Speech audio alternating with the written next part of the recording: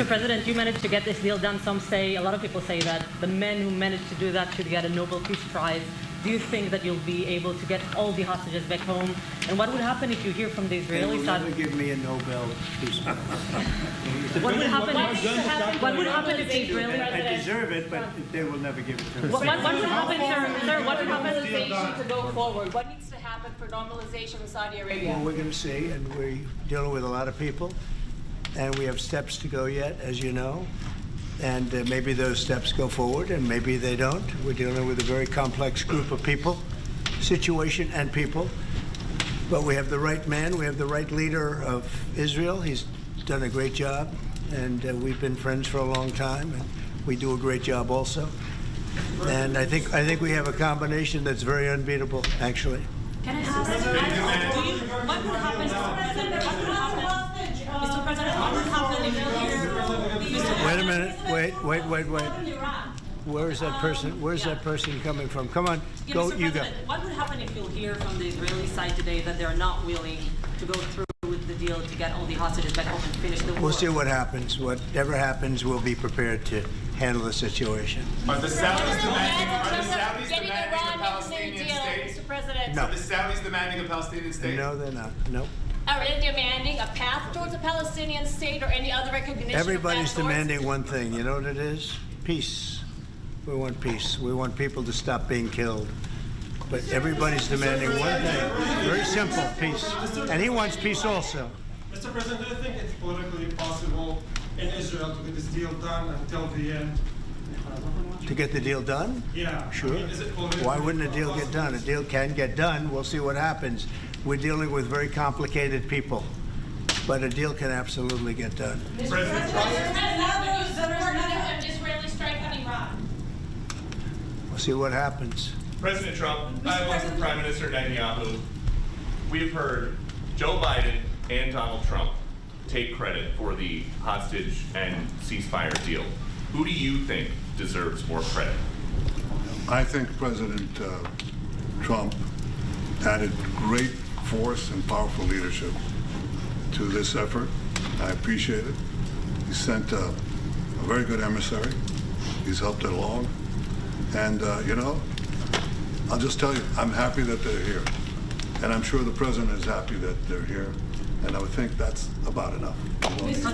Prime Minister, what about Elizabeth Surkov, the Israeli hostage held in Iraq? What about the Israeli press taking a press conference in Israel and not in Washington? We would love to take a press conference to interview Prime Minister Netanyahu. A few more questions. Prime Minister Netanyahu, do you support going forward with this deal and getting all the hostages out? I support getting all the hostages out and meeting all our war goals that include destroying Hamas's military and governing capabilities and making sure that Gaza never poses a threat to Israel again. Are you willing? All three. Are you willing to agree? Are you willing to go together? Are you willing Can you to agree promise to to the Trump's families vision that you to do bring all everything to the get the hostages hostages out? I think that I should talk to President Trump, So okay? I'll ask, do you agree with Trump's vision of getting all the hostages back home, even if it means to end the war?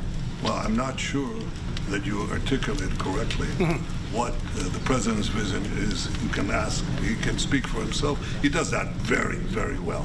I have my own views, 3 goals, not 1, not 2, 3 goals, and I will meet all 3 goals. I think the President can help enormously. He brings fresh thinking. Fresh thinking. Terrorists who murdered hundreds of people who listed their own as the part of the deal. It's a horrible thing. We can't forget it. I'll never forget it, and you can't forget it. And some people want to put it out of their memory, but we're not going to ever let that happen. It was a horrible day, October 7th. That was a horrible period of time.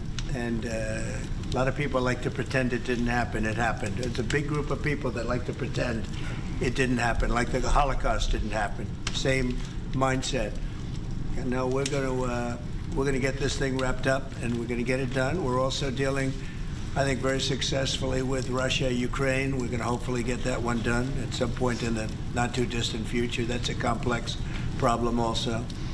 But we solve problems. When I left, we had no problem. There was no Ukraine and Russia fighting. There was no October 7th. There was nothing. And some very poor leadership led to a lot of problems and a lot of death. And it's a shame, but we'll put it out. We'll put out the fires. We have a lot of fires, but we'll put them out. Mr. President, why do you still support a Palestinian state like the peace plan you presented in January 2020? Is this plan still on the table? Well, a lot of plans change with time, and a lot of death has occurred since I left and now came back. This death occurred not while I was here, but while somebody else was here.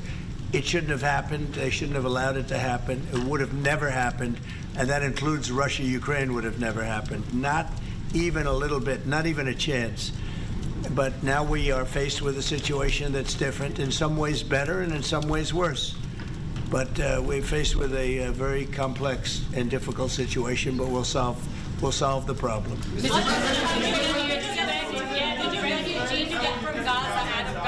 If not Jordan, Egypt, what other countries you think might accept Palestinians from Gaza? Well, I think Jordan and Egypt will. I know they've spoken about it with you, and they say they're not going to accept. I say they will. But I think other countries will accept also. I think that Gaza maybe is a demolition site right now. If you look at Gaza, it's all, I mean, there's hardly a building standing, and the ones that are going to collapse. You can't live in Gaza right now, and I think we need another location. I think it should be a location that's going to make people happy. You look over the decades, it's all death in Gaza. This has been happening for years. It's all death. If we can get a beautiful area to resettle people permanently in nice homes and where they can be happy and not be shot, not be killed, not be knifed to death like what's happening in Gaza. And right now you have in Gaza a very dangerous situation in terms of explosives all over the place. In terms of tunnels that nobody knows who's in the tunnel. The whole thing is a mess. And I think that if we can resettle, and I believe we can do it in areas where the leaders currently say no. I mean, I've been saying that with Mexico, having to do with the border and all of the things, and you saw what happened, 10,000 soldiers, and they're going to do a good job. I really believe that, and I believe Canada's going to do a good job also. They said the same thing, and then they did something much different than what you were hearing. This is a very, very difficult situation, but we're going to get it solved. I don't think people should be going back to Gaza. I think that Gaza has been very unlucky for them. They've lived like hell. They lived like you're living in hell. Gaza is not a place for people to be living. And the only reason they want to go back, and I believe this strongly, is because they have no alternative. What's the alternative? Go where? There's no other alternative. If they had an alternative, they'd much rather not go back to Gaza and live in a beautiful alternative that's safe. Mr. President,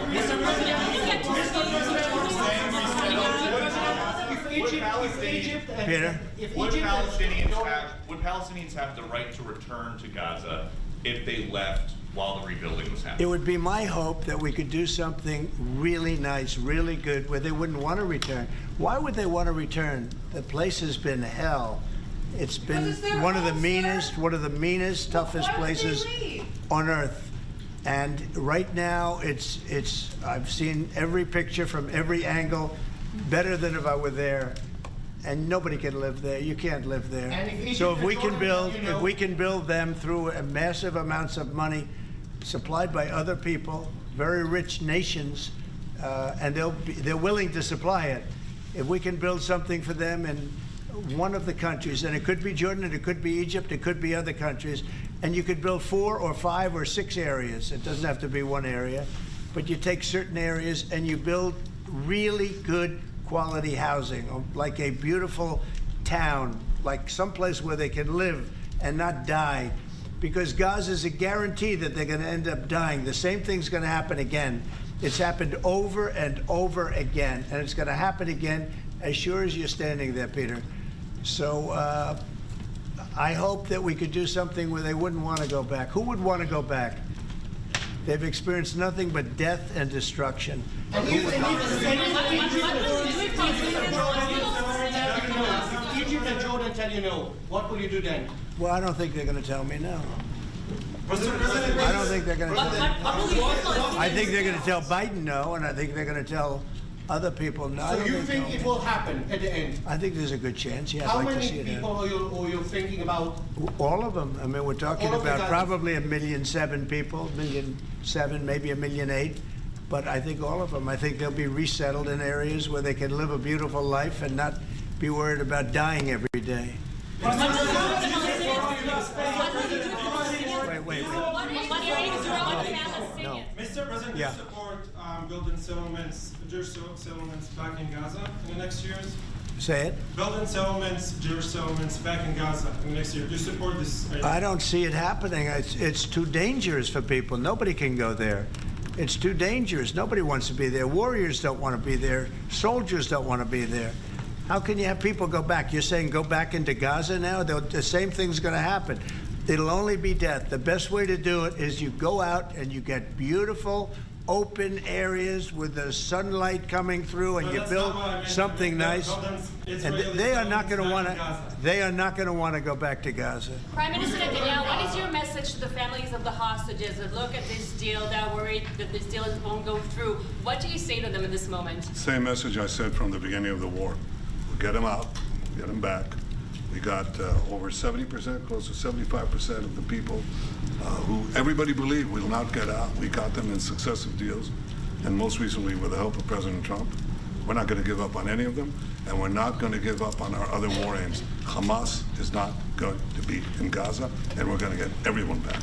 And you would not have. Prime Minister, how optimistic are you about reaching phase 2 of the ceasefire? How optimistic are you about that happening? Well, we're going to try. That's one of the reasons, one of the things we're going to talk about here. And if we, you know, when Israel and the United States work together, and President Trump and I work together, you know, the chances go up a lot.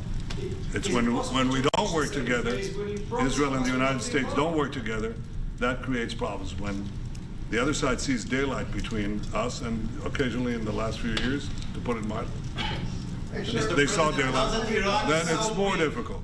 When we cooperate, isn't it the right chances time are to good. hit once and for all? Say it. Now that Iran is so weak, isn't it the right time to hit their nuclear facilities once and for all? So you say Iran is so weak. I appreciate you saying that. They're not weak. They're very strong right now, and we're not going to allow them to have a nuclear weapon. It's very simple. You know, I signed a very strong proclamation. Iran was in big trouble when I left. They were broke. They didn't have money for Hamas. They didn't have any money for Hezbollah. You had no problem. October 7th could have never happened. When I left, October 7th could have never happened. And frankly, Russia and Ukraine, as I said, could never have happened. They became very strong, very fast. They sold massive amounts of oil to China and everybody else who would not buy the oil when I was president, because we said, don't buy the oil. And they became very rich very quickly. But they're not weak.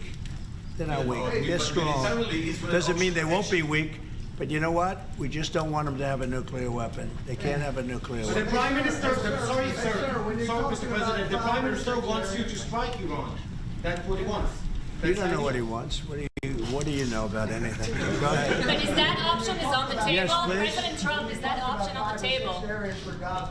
You're not just talking about Jordan and Egypt. No, could be other places too. So in the Gulf, There are many people that have reached out, many countries, many leaders of countries that have reached out that would like to participate in that. Doesn't have to be Jordan and Egypt, but I think it would be also them.